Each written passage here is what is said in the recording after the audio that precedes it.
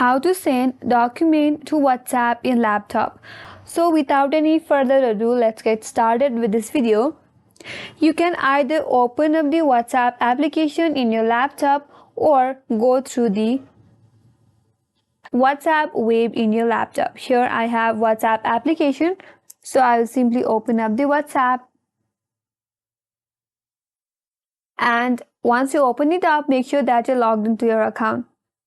Now, to send the document, you can simply open up the account that you would like to send document to from this chat box at the left hand side of your interface. And once you open it up, on this chat interface at the bottom, just next to this text box that says type a message, there is an attach icon. Click on that. Now, from this drop-down menu, click on Document. After that, you can select your Word document that you would like to send. Then simply click on Open. Now, you can either caption this document or simply click on this send icon and then your document will be sent in WhatsApp.